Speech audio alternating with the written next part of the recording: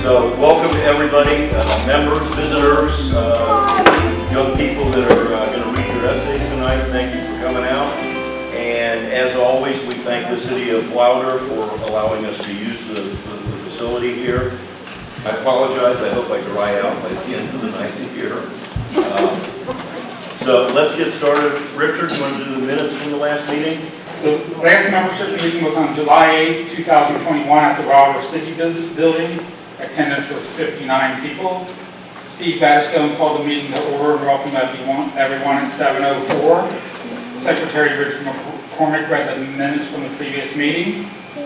Treasurer Glenn Elsner reported on the income and expenses of the previous month with an ending balance of $27,478.16. Jan Lester reported a society membership of $260 and described the benefits of a membership, which is only $12 annually. She reported that the next newsletter will mail out at the end of August. Any articles for it should be to her by the first week of August. She mentioned that the society had continued to respond to various correspondence received, such as genealogy requests and a message from the Campbell County Schools for information. Jan reminded visitors to get a door prize ticket for the drawing at the end of the meeting. Steve informed visitors of the Pieces of the Past and History Minute videos that show up on the Society's Facebook page. He announced some events the Society would attend. August 5th, he would speak at the Fort Thomas Library. September 18th at the Silver Grove Community event in Sayers Park. September 22nd, Senior Citizens Picnic in Fenby Park. October 2nd, Newport Arts and Music Festival. And October 9th, Bellevue Craft Festival on the Avenue. Future meetings included August 12th, which was open at the time, September 9th at New Riff Distillery, which will require pre-registration through the New Riff system. October 14th, Harlan Hub and Stew in Fort Thomas. November is, you changed it to the... That'll be the Spring Grove. November is just changed, it to be the Spring Grove Cemetery. And December 9th will be the holiday social. All of those last two meetings will both be here in Wilder. Steve then turned over the meeting to Speaker Kristen Spangenberg, who gave a presentation on Donaldson Lithographic Company, located in Newport in the early 1900s, and the meeting adjourned at 8:24. We had 9 regular memberships, 11 renewals, 2 new life memberships, and sold $648 in publications, paid shipping on account or received shipping for some of the books, and received $300 for 2 life memberships. So total income was $1,554.59. Expenses, we paid our yearly library insurance, copier lease payments, purchased archival storage boxes, and then replaced a piece of equipment in the office, and also paid our Kentucky State sales tax for the first and second quarter for our sales, and our expenses were $1,200.25. Our ending balance was $27,832.31. Okay, membership. We are up to 281 members. We want at least 20 more by the end of the year. We want to reach 300. So if you know friends or family who would like to join us, membership is only $12 a year. If you want to be a life member, it's $150. We also have business memberships and corporate sponsorships and technology sponsorships. Any of those that you think you're interested in or know someone, let us know, and we can get in touch with whoever it is, or you can get in touch with them.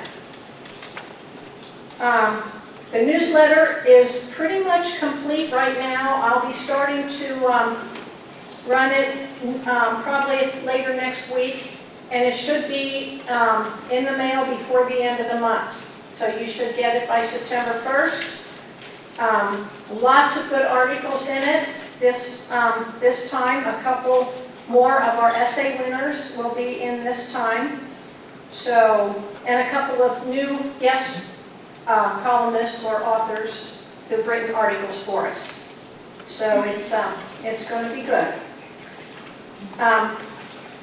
Correspondence, I had an inquiry from a young lady who is coming into town during Fair Week in Alexandria. They're coming for the fair. She's from out of state, but they're coming in Labor Day weekend, and she's a descendant of the Mernan family, very early residents of Campbell County. They bought land from David Leach, who started the first settlement here in Wilder. And she wanted to find the Mernan Cemetery, where John and Elizabeth Mernan are buried. And it's just the two of them buried there, and it's in a little walled-off section out off of Mernan Road, if you know where Mernan Road is in Campbell County. I've been there, but it is not easy to find. I went once and couldn't find it. I went back with two gentlemen, Buck and Marvin, who are cemeteries. They'd been there before, and they had trouble finding it. So I told this lady, I said, if you're here and I'm available, I will go with you, because it is very difficult to find, and the area around it is all overgrown. So they're thinking about bringing some kind of tool to get the weeds out of the way so that we can get into the cemetery. But we had done an article on it a few years ago in the newsletter, and so I sent her a copy of that article. And she was very thankful and is looking forward to her visit. So, the other couple things that I wanted, let me do this first. There's going to be a women's equality celebration in Frankfurt on the 21st of this month. It's going to be an all-day celebration, lots of events going on in Frankfurt to celebrate women's equality. Tours of the Frankfurt Cemetery, where a lot of famous people, Kentuckians, are buried. A history walk, a celebration on the Capitol lawn, lots of stuff. So I'll leave this up here, and if you're interested, you can come check it out. And lastly, I don't know if I announced this last month, but we lost a life member last month when our reminder caller contacted her. Her husband informed him that she had passed away. Her name was Linda Krebs, and she was a life member. And just recently, I got another sad news that a longtime member, Mike Sweeney, has passed away. Mike was very instrumental. He was a genealogy and history nut. He was always at the Kenton County Library and offered his help freely to anyone who was looking for their ancestry. He was very, very helpful, and he also wrote many of the articles that appear in the Northern Kentucky Encyclopedia. He was an associate editor of that encyclopedia, but his name doesn't appear on a lot of the articles because they didn't want it to look like one person wrote so many. So they didn't even include his name on a lot of the articles that he did write. He had a stroke several years ago, had been in a nursing home. I cannot even tell you when he died, but a friend of his contacted us and wanted to know if we knew where Mike was living. And I said, well, he's at a nursing home. And I gave him the name of the place, and he apparently called them, and they told him that Mike had passed away. But that's all the information he got. So, that's a sad news, but that's all I got. All right, very good. Thank you so much. Shirley, what was the total on veterans records for this month? Uh-oh. Took her by surprise. 14,935. Something. We're closing in on 14,000 veterans names in our files, which I think is probably more than anybody in the state of Kentucky has. If you know any veterans from the state or from Campbell County, let us know, and we'll put them on the list and put them in our binders. Do you have anything, Sharon? Okay. And we're also looking for Vietnam veterans to interview. Yes.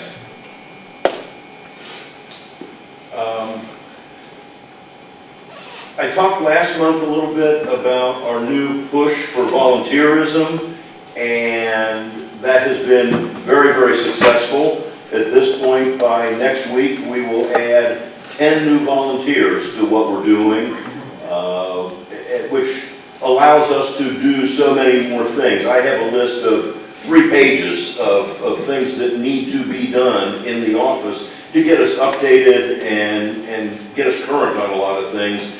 And so these folks are going to come in and they're going to do some of those things that have needed to be done and some things that are going to push us forward, some things we've never done before. So it's really exciting, and I want to give credit to Susan Waters, who we brought on as volunteer coordinator, for putting that all together, and she would like to speak to you for a few minutes. If it gets too long, just give me a sign and I'll cut her off, okay?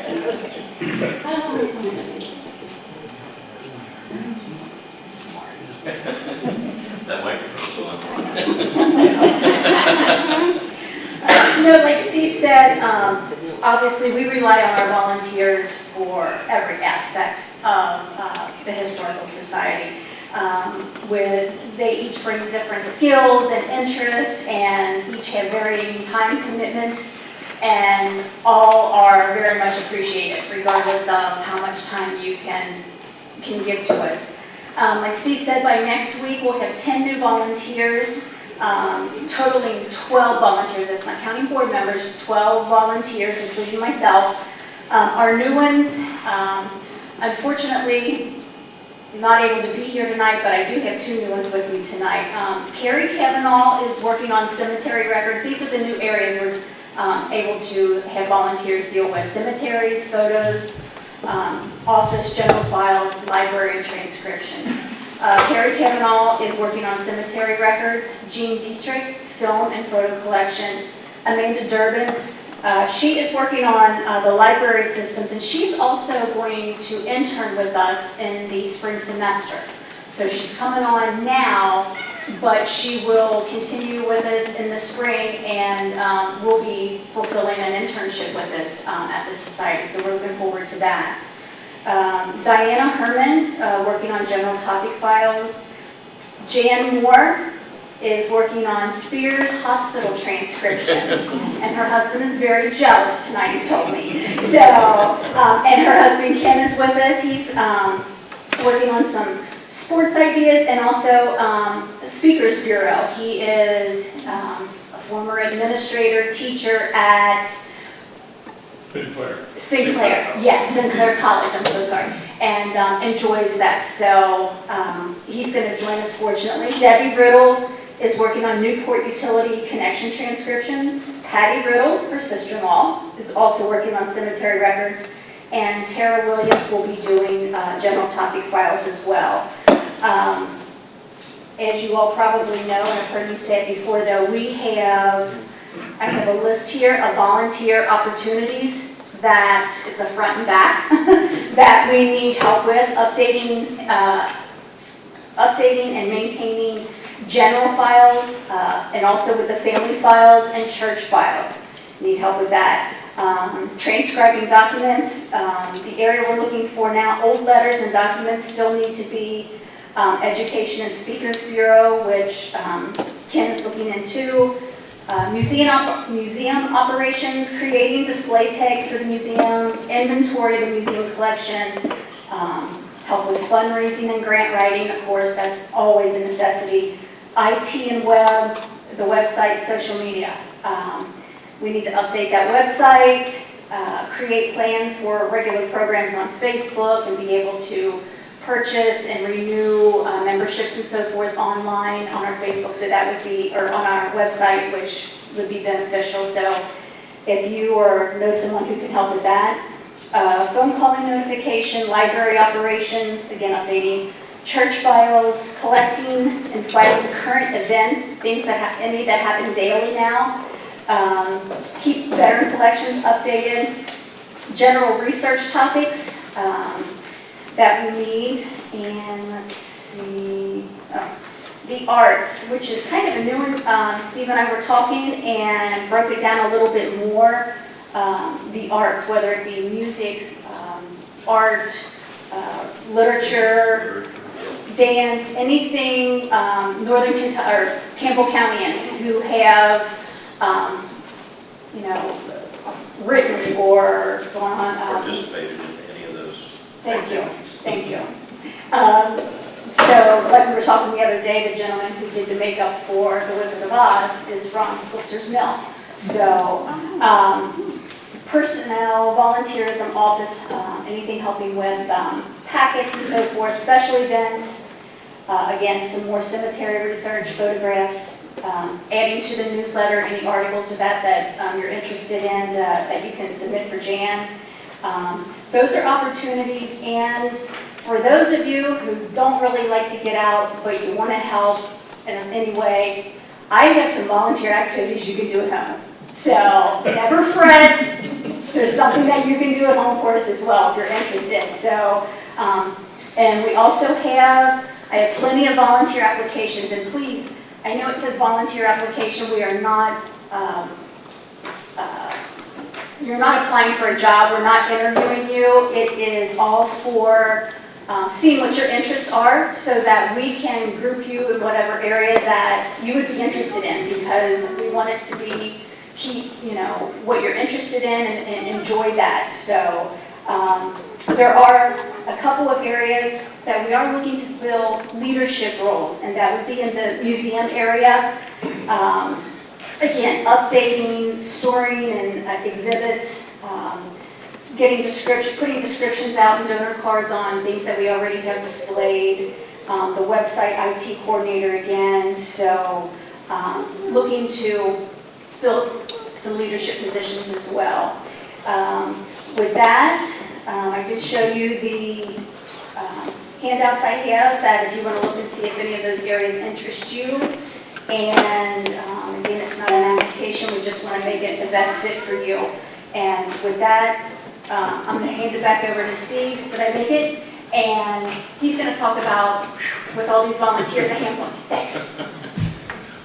One of the things we found out as we're bringing all these volunteers in is we wanted to make sure we communicated the same information to each and every one of them. So one of the things that we put together is a volunteer handbook that lays out not only all those things you have to have, that we don't do this and we don't do that, and we do this and do that, but it also answers a lot of those questions about what do you do when somebody comes into the office? How do you deal with that? And things like where do you park and what hours are you open, all those kind of things. So that's wound up being almost a 30-page document for all that information, but I think it's been very, very helpful. You guys will get that next week. And we're also putting one together then for our board members so that they have all that same information, and they have additional information, like they have things in there like our articles of incorporation and our tax exempt number and all that kind of good stuff. So Mark is not here yet. Okay. We have a new fundraiser coming out in a couple of months. I think we talked about it a little bit. In front of the courthouse down in Alexandria, we're going to be selling Christmas trees, but not like a regular Christmas tree lot. People will pay for a Christmas tree. We will put it up for them. We'll put lights on it, and then they can come decorate it, and we'll have a sign. So if you want to do one in honor of your mother or your father or your business or whatever it may be, that'll be available. But if we're successful with this, it's going to light up the whole front yard of the courthouse. And I was talking to Mike Braun, who does the maintenance for them, and he said it's going to be absolutely spectacular when we light that all up. It's really going to look nice. So you'll get more information on that as time goes on here.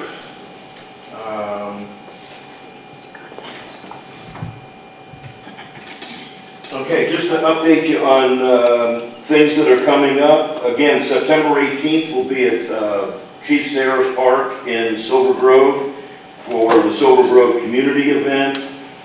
The Senior Center Senior Citizen Picnic is September 22nd, and that is always a lot of fun. There'll be 700-800 senior citizens there.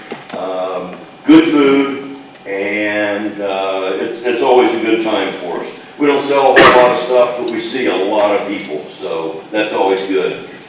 October 2nd in Newport, we'll be at the Newport History Museum for the Newport Arts and Music Festival.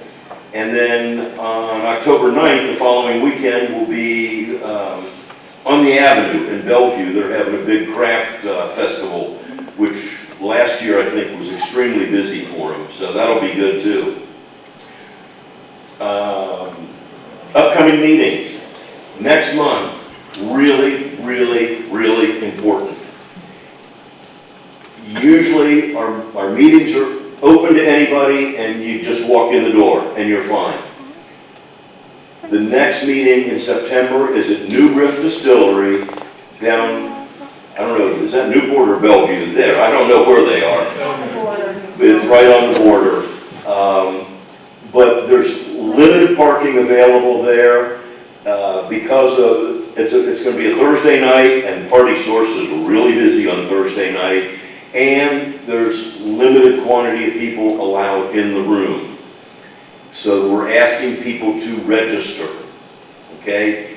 You're not going to get in if you're not registered. So please, we're taking the lead on this, and they're allowing our members to register first. Then they're going to open it up from New Riff, they're going to open it up to their mailing list as well. So get in there early and get registered for that meeting. Steve, I'm going to give instructions in the newsletter, but if you want to go to that event, you might want to do it before the newsletter comes out. Yes. And Jan sent an email that had all the instructions on that. If you don't have email, if you're not on a computer or what have you, call the office and let us know and we'll get you registered. Okay? All the registration is what's your name and how many people are you bringing.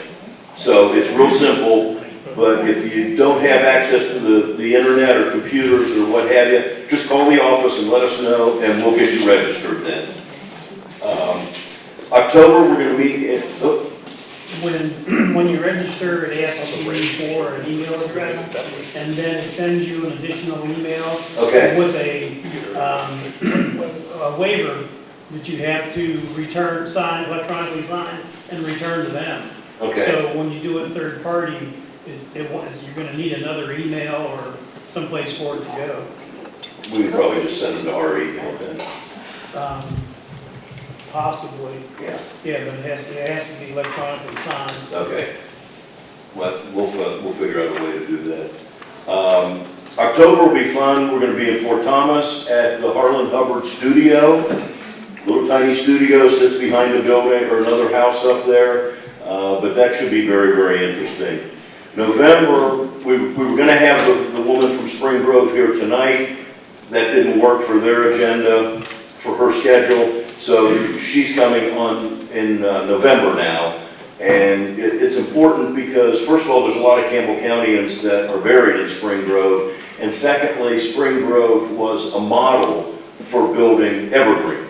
Evergreen came about 2 years after Spring Grove. So that should be very, very interesting. And then in December, heaven forbid, heaven allow us, we're doing our holiday social here, okay? With that, we have a couple of young people here that are going to read some essays to us. So, Martha? Frank Steely Essay Contest. We've done, I don't know how many years now. Do you know, Charlene? 14? Something like that. 14? Yeah. And we've had some marvelous essays. These kids do a wonderful job. You'll notice that when these two make their presentation. So, Keep up the good work, kiddos, and tell brothers and sisters and classmates about it. We can handle a lot more than we get.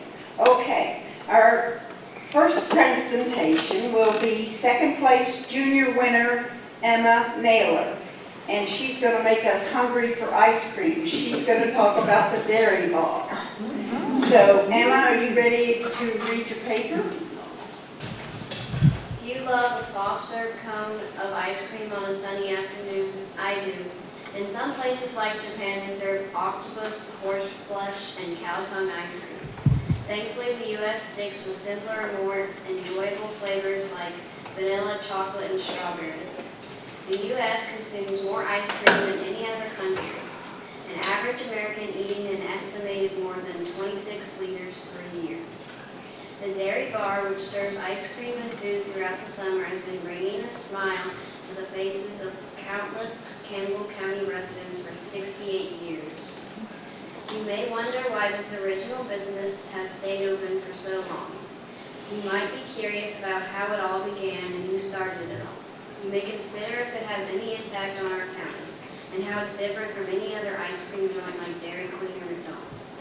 The dairy bar is located in Silver Grove, Kentucky, Campbell County, and the land was purchased in late 1951. It was first opened in June 1952 by the Busses, who had a dream of owning a mom and pop business. They ended their ownership in 1963. Following their ownership, the Caseys took over in 1964 and ended their sweet time in 1978. They then subsequently gave it to the Schwerts, who owned it from 1979 to 1995. Who followed suit and gave it to Olverdings, who took ownership in 1996, who are the current owners. Diane Olverding, one of their owners, claims, every owner of the dairy bar is trying to maintain the quality established by the Busses in 1952. People love the dairy bar's ice cream and food, evidenced by many families' frequent visits with friends and even pets. Personally, I love the dairy bar. When I pull up, the glowing sign that reads dairy bar immediately makes my senses more aware. As I step into the green grass, the smell of freshly prepared french fries, creamy chocolate ice cream, and juicy burgers fills my nose as I look at the menu of my favorite summer treats. I enjoy the outdoors and love sitting at a picnic table by the tall oak trees with my friends and family after a tiring day or sports week. Additionally, the dairy bar is unique. They only use pen and paper to calculate totals. The workers are only paid minimum wage. They use the freshest ingredients daily, and they even serve a special dog ice cream treat so that every member of the family can enjoy it. On TripAdvisor, a user says, I have stood in the line waiting at the dairy bar since I was a young child. Each and every time I make my way back, I feel right at home. They are consistent with the freshest ingredients on your cheeseburger that you could ever want. The strawberry ice cream is out of this world. My life would not be complete without the dairy bar in it. Many citizens, even from other counties, are drawn to our county because of the treasure that lies within it. That makes people want to come and enjoy this memory and history-filled place. Not only is the community a big fan of the ice cream spot, so are the employees. Preschool director and former employee Lori Ross says it's crowded, but everyone is happy there. The restaurant is nostalgic. Ms. Raw also describes the atmosphere as one where everyone works together and every worker depends on another to keep things going. If one person writes down the wrong abbreviation for the food to get to the cook, everything can go wrong. So we must work closely as a team and pay attention to detail for the happiness of the customers. Fran Humphris, the oldest of the workers at the dairy bar, is currently 86 and has been working there for 38 years. Clearly, many of the staff are genuinely dedicated and love where they work. The owner perfectly sums up the attitude. What sets the dairy bar apart is the standard of quality, great customers, great employees, and owners who work to keep it that way. Campbell County residents feel that this county would simply not be the same without the dairy bar. First off, Julie Alwell, former Silver Grove resident, says, I still enjoy driving down to the Silver Grove for an awesome deluxe cheeseburger or the delicious small fish sandwich. Sometimes my children like to stop in after a ball game at Penry to get an ice cream or their favorite peanut butter malt. Summer wouldn't be the same without a visit to the classic Silver Grove Dairy Bar. It's fun for me to see my children growing up and going there now with their friends, just like I used to when I was their age. Another customer of the Dairy Bar, Larry Lucas, a 72-year-old retired educator who now lives in Anderson Township, said, "The Dairy Bar is part of our history. He and his family made the Dairy Bar a regular destination growing up." Similarly, Claire and Andy said, "We come here because the ice cream is good, but also because they have picnic tables and space for the kids to roam. When we go to McDonald's or Frisch's, we get the stink-eye little mess we leave behind. Here we're outside, the birds get whatever we leave behind." Countless people would and will always say Dairy Bar has fashioned a phenomenal impact on our county. The Dairy Bar is a gathering place for all ages. It's something special and unique. Here I get the best fries. I could never imagine eating at an indoor fast food place for the rest of my life and never smelling the fresh air out on a picnic table. You may call the Dairy Bar traditional, outdated, obsolete, or requiring improvement. That is the way it will always be maintained. Many people don't realize the impact a single ice cream parlor can have.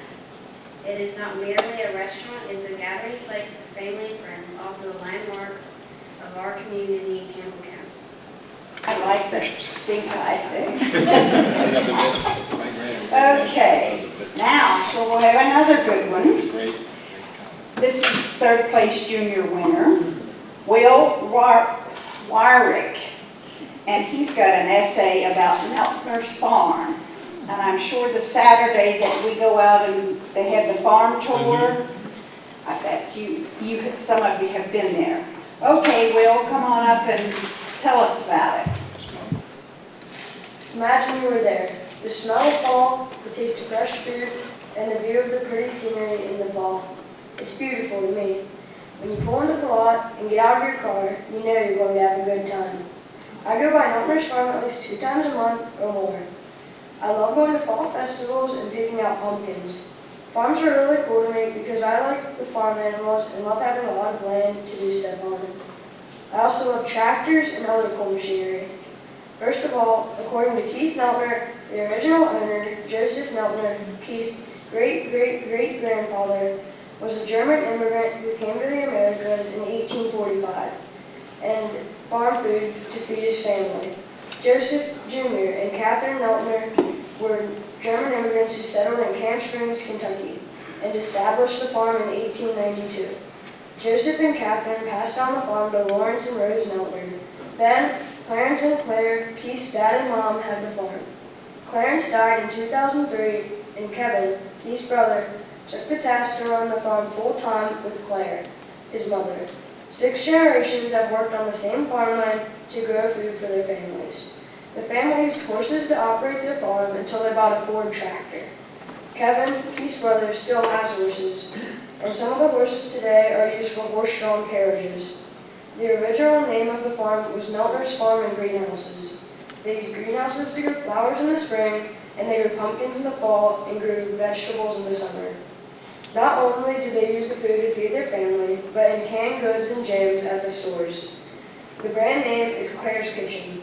The farm's produce has been sold at a farmer's market in Cincinnati and sometimes Kentucky. Now they have expanded their sales to multiple locations. And on Mondays, they're at the Nativity Church from 3:30 p.m. to 6:30 p.m. And on Tuesdays, they're at the Campbell County Farmers Market from 3 p.m. to 6 p.m. And on Wednesdays, they're at the Fort Thomas Antique and Design Center from 3 p.m. to 7 p.m. And on Fridays, they're at Campbell County Farmers Market from 3 p.m. to 6 p.m. And on Saturday, they're at the historic Finley Market in Cincinnati, Ohio from 7 a.m. to 2 p.m. And on Saturday, they are in Newport from 9 a.m. to 12 p.m. Let's look at some of the activities you can do during their fall festival. According to Keith Meltner, Meltner's Farm has been hosting their annual fall festival for about 10 years now. Neltner's Farm has a zoo, horse-drawn rides, a pumpkin patch, pony rides, homemade food and ice cream, train display, farm shop, a barrel train, and a corn maze. In a great review about the farm on Google, one of the reviewers said that they had great food and great pricing. The admission to get into the fun festival is free on weekdays from 9 a.m. to 6 p.m. and the price on the weekends is $5 per person and kids under 2 are free. Due to low staff on the weekdays, there are not as many activities. The reviewer said they still had lots of fun. For just $3, you can go through a corn maze. In fact, the corn maze is the most visited activity during the fall festival at Neltner's Farm. Something fun that the children can do is feed the animals for just 50 cents. Keith Neltner said that the goats and sheep are the animals that the kids like to feed the most. That sounds like a lot of fun to me. Children can get their faces painted, there's a craft station, and you can even make your own pottery. In my opinion, it looks like a lot of stuff to do, and when you go, you won't run out of fun. There's also live music for your family to listen to while you have a ton of fun. Ending the day picking the right pumpkin for carving is just what the family needs to have some fun at home. If you ask me, I think the farm is a great place to have a great time with family and friends. Not only do the Neltners host fall festivals, they also host other events, family gatherings, and wedding receptions. According to Keith Neltner, Neltner's Farm has been hosting their wedding receptions for about 5 years now.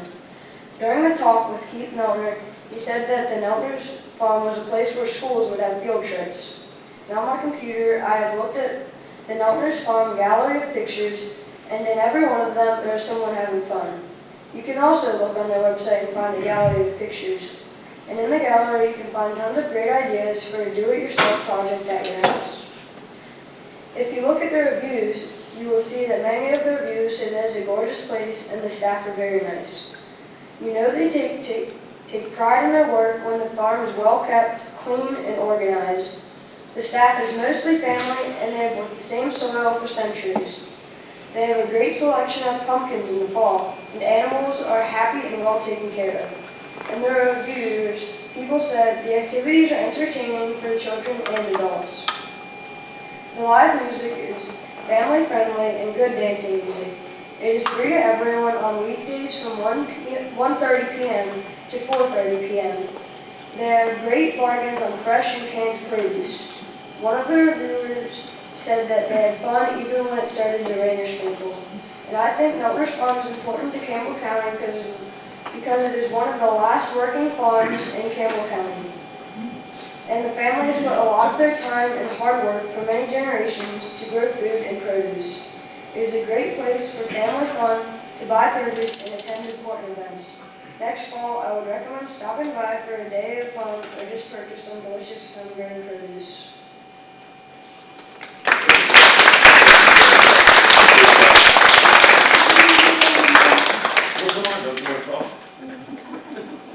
You've never been short on horse.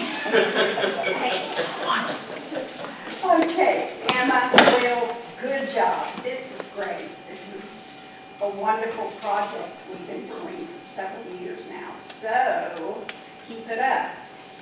And for all of us. Certificates And prize money. prize money. Okay. Cha-ching. One of the things, well, all of us are living history at this moment with this virus, pandemic.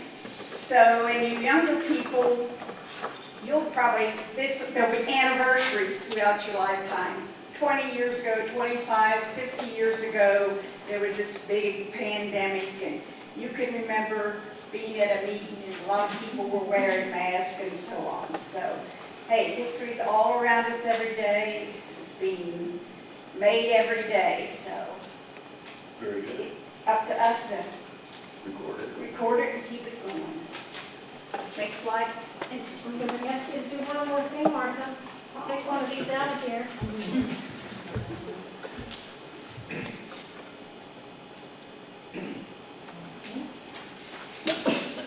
The winning ticket is 5215992. All right, 990.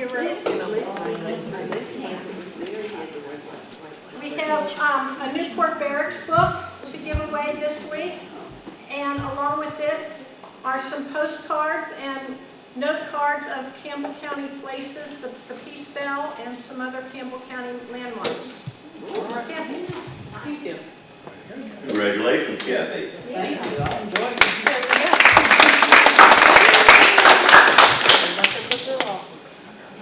All right, you heard us, when Richard did the minutes, we talked about our History Minute program that we've teamed up with the people at Campbell Media to do.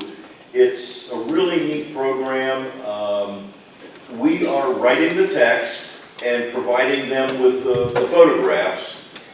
We're sending it over to Kevin at Campbell Media, and he is doing the editing on it and really making it nice and professional. So I thought tonight, if some of you hadn't seen some of those, they're always on our Facebook page, but I thought I'd share some of those with you.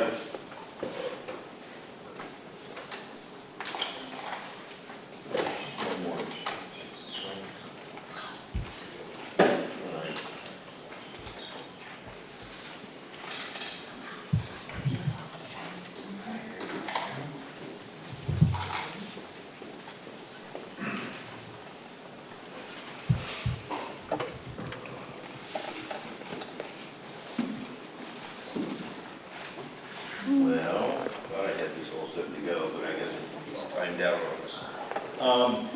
But one of the reasons, there's two reasons for doing this. One is so that everybody can see what we're doing here and how nice these look. The other is to invite all of you to join in. If you want to do something, if there's something that's of interest to you, it's probably of interest to someone else too. So it doesn't take much to write one of these. A short little couple of paragraphs is all. I mean, it's like a third of a page. It's got to be 200-300 words on it, so it doesn't take a whole lot. If you have photographs, that's fine. If you don't, then we probably have some photographs in our collection we can put together with it, and you'll get published. You'll be on the internet then. And moved here.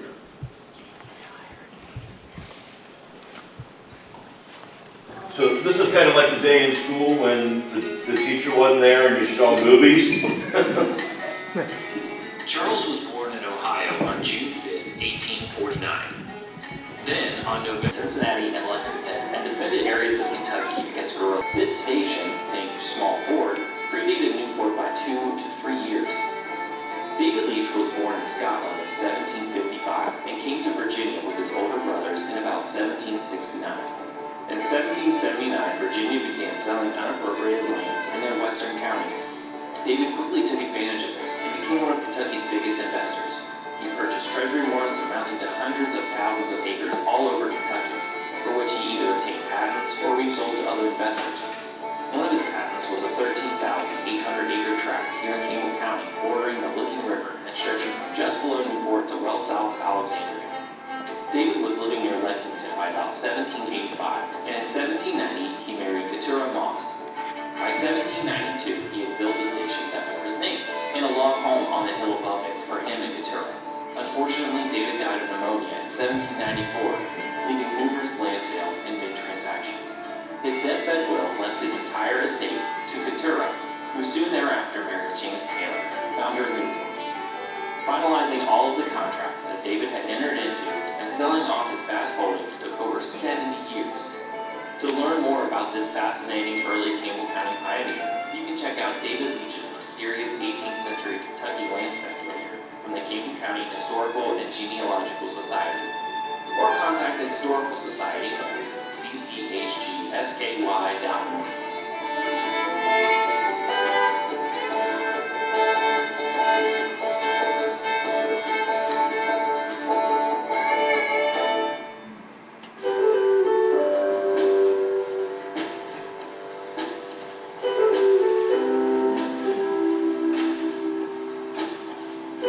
Campbell County High School has existed for more than a century, finding homes in 3 different buildings. The The first one was in a red brick building on Washington Street in Alexandria, with the school remaining there from 1909 to 1922.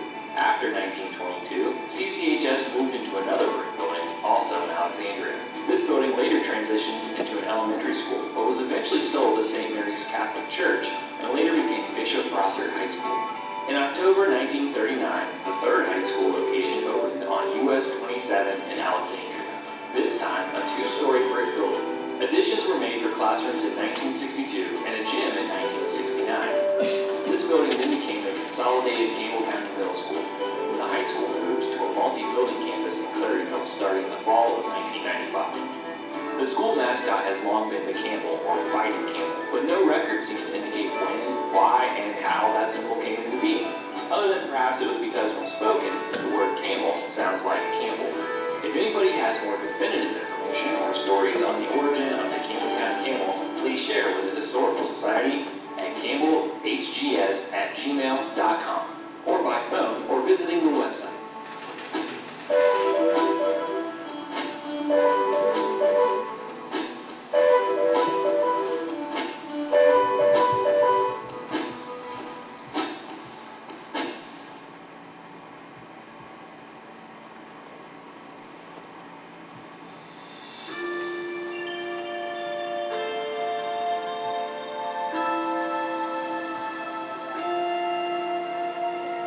For many years, Dayton's Spears Hospital was the nearest hospital for most Campbell Countyans. But that started to change in November of 1948, when county voters approved a bond issue for a new hospital. This facility, named St. Luke's Physician in the Bible, opened in Fort Thomas in July 1954. The first patient was a Kent County woman who gave birth to a baby boy. The hospital grew quickly, opening 2 new floors in 1963, followed by an intensive care unit, a cardiac unit, and more patient beds in the 1970s. It was the scene of a controversial incident in December 1973 when notorious local figure Frank "Screw" Andrews plummeted to his death through a hospital window, the victim of either a suicidal leap or murderous push.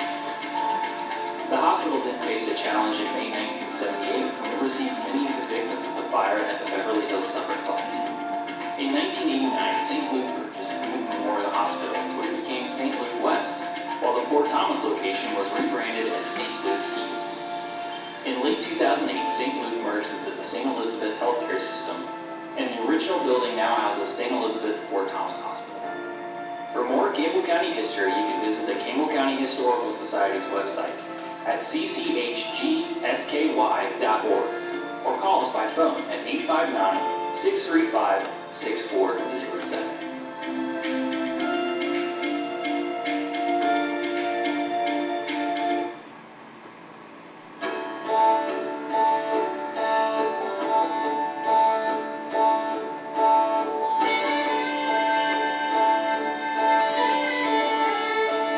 In 1803, James Taylor, the founder of Newport, heard that the federal government wanted to build a military installation in Kentucky to replace Fort Washington and Cincinnati, and offered the government a section of land where the Ohio and Licking Rivers met.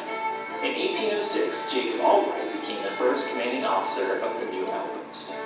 Over the next 8 decades, the barracks played several important roles. In the War of 1812, many men in the Western armies came through the barracks and enemy prisoners were held there.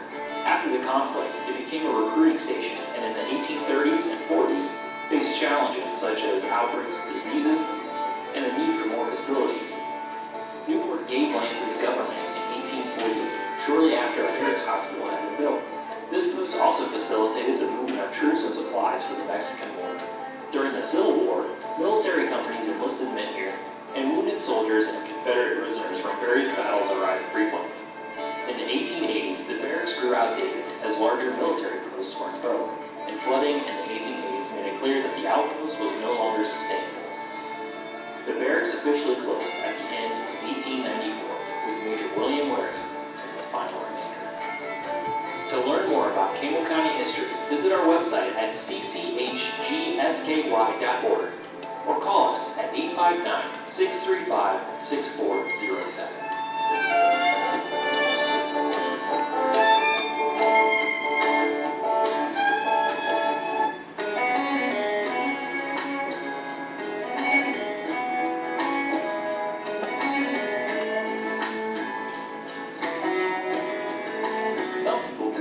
Civil War a rich man's war and a poor man's fight.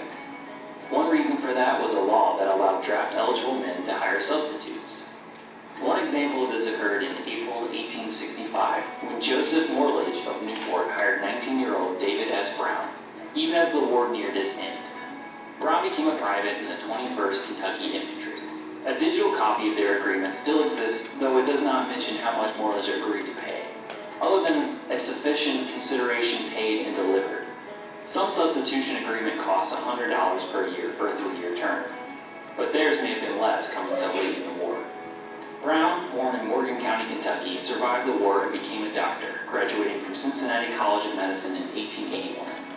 He practiced medicine in Campbell County, residing in Grants Lake, though he also lived in Middleton County. He was appointed postmaster of Kane in 1897 and at Schoolfield, near the same area, in 1903. David Brown died March 13, 1907, and was buried in the Cockendorfer Family Cemetery in Falmouth. Joseph Morledge died in Newport on December 27, 1905, and rests in Evergreen Cemetery. For more Campbell County history, visit cchgsky.org or call us at 859-635-6407.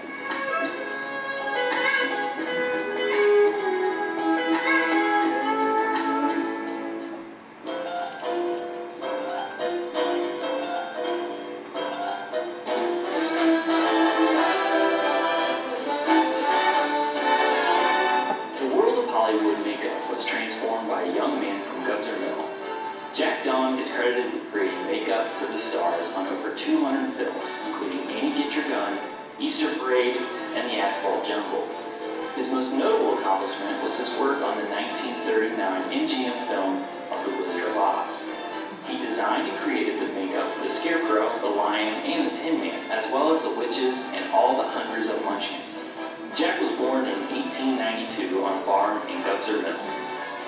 When Jack was only 5 years old, his father was killed and his mother moved the family to Covington. Jack held several jobs while living in Covington, but he had always shown an inclination to art, especially sculpture. He took classes at Cincinnati Art Academy to hone his skill. Eventually, Jack moved from Covington to New York, where he found work as a sign printer. But wanting more, he worked his way across the U.S. and eventually found work as a cowhand in Los Angeles. One of the other cowhands suggested that Jack go with him to Hollywood to be an extra on a movie set. He began doing the makeup on some of the supporting actors, and his work was noticed by the studio executives. Jack created and ran the makeup department for MGM Studios. Jack also used his talents to help others. In 1943, Don approached the San Diego Naval Hospital with an offer to help World War II soldiers, whose faces and hands had been disfigured in battle. He created inlays that helped patients appear normal between multiple plastic surgery operations. Jack died in 1961, but he left a lasting legacy in the Hollywood makeup scene. His brother did makeup for the television show Mission Impossible. His son worked on the makeup for several of the Star Trek movies, and his grandson did all of Arnold Schwarzenegger's makeup in the Terminator movies.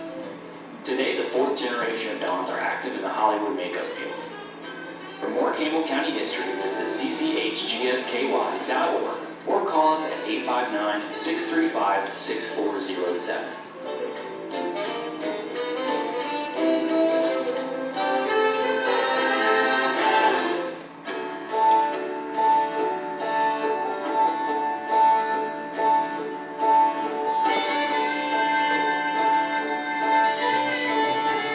The Civil War was the violent conclusion to a long series of political debates that had divided the American population since almost the nation's birth. Much of this division became geographically based, north versus south, and Kentucky was a border state caught in the middle of the bickering sides. This division existed in Campbell County, as the example of two young men named William shows. In March 1863, William Dial, about age 20, was in Alexandria, where he signed up for Company L of the 10th Kentucky Cavalry, the Confederate unit. Around 4 months later, in July, 20-year-old William White also traveled to Alexandria, but he enlisted in Company H of the 37th Kentucky Infantry, a Union regiment. Both lived in the same county and signed up for the same war in the same town, yet supported opposing sides. These men also represented another tragic aspect of the war. Both perished during the conflict. William Dial died during the Second Battle of Indiana, not far from his home county, on June 12, 1864. just weeks after William White had died of consumption in Alexandria around May 28th. William Dial was buried in Battle Grove Cemetery in Cynthia, one of a group of Confederates whose graves now encircle a monument to their cause, while William White rests in the Robert Shaw Family Cemetery in Alexandria. Two reminders how different beliefs led countrymen in opposite directions and how much the long war had truly cost. To find out more, you can contact the Campbell County Historical Society at 859-635-6407 or visit the website at cchgsky.org.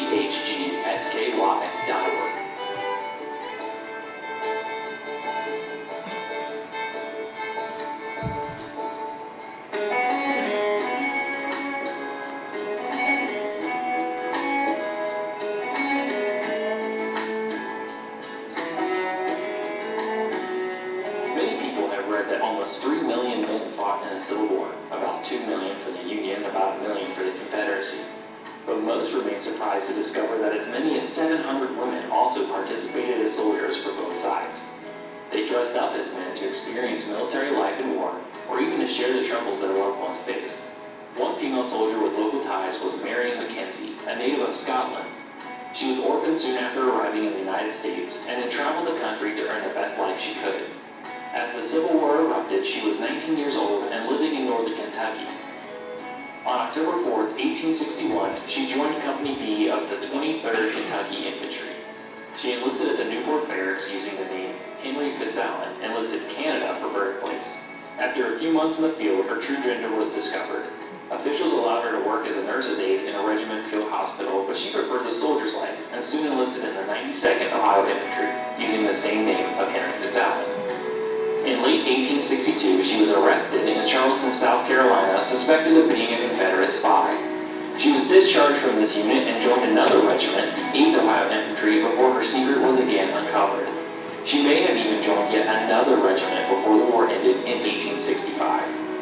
You can learn more about this topic and many other topics of interest by contacting the Campbell County Historical Society at 859-635-6407 or by email at campbellhgs@gmail.com.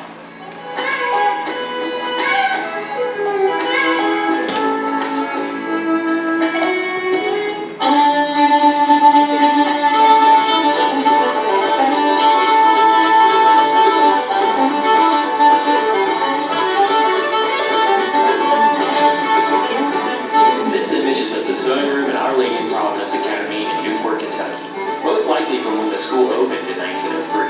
Providence Academy, a school for young ladies, was operated by the Sisters of Divine Providence until 1982, when the school was merged with Newport Catholic High School and the building sold to become condo units.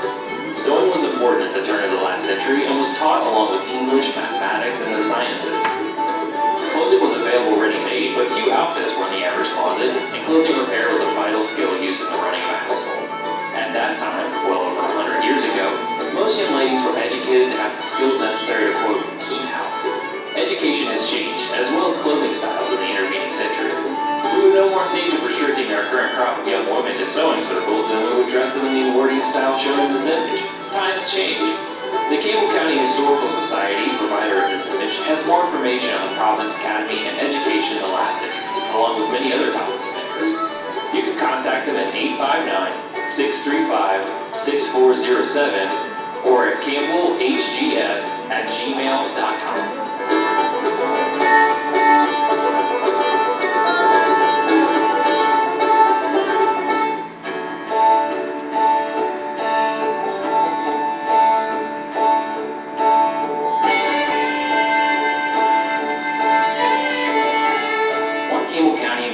Significant position without local renown was the United States Supreme Court Associate Justice Horace Logan, who was born in Newport on February 26, 1844. In the 1950s, his family moved to Tennessee, where he attended school before going to college in Chicago at age 16. During the Civil War, he joined the Confederate Army, but left due to poor health, then re-enlisted and was captured twice. His file includes a document signed by Abraham Lincoln stating, "Let this prisoner take the oath of December 8, 1863, and be discharged," referring to the oath of allegiance to the United States, releasing Lurton after a second stint in a Union prison. Lurton Lurton earned a law degree in 1867 and began his law practice in Tennessee. He was appointed a judge in Tennessee's 6th Chancery Division and later to Tennessee's Supreme Court. In 1893, President Grover Cleveland added him to the 6th U.S. Circuit of Appeals in Cincinnati, where Lurton met William Howard Taft. When Taft became president, he appointed Lurton to the Supreme Court. Lurton was 66, the oldest person appointed Associate Justice, and served until his death on July 12, 1914. For more Campbell County history, visit cchgsky.org or call us at 859-635-6407.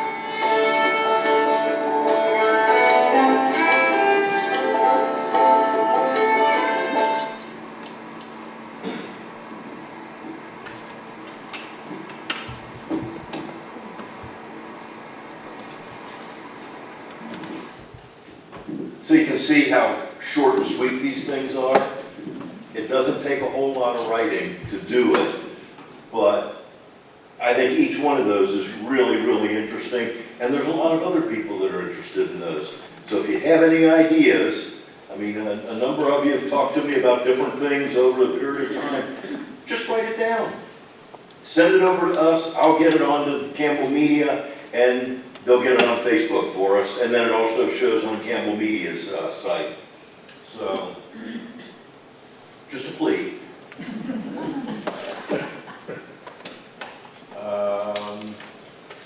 And that is the end of my list. Does anybody else have anything else to discuss this evening? Anybody else want to talk about anything? Then we will adjourn. Thank you all so very, very much. Thank you to our essay contest winners. Congratulations to you, and thanks for coming out tonight.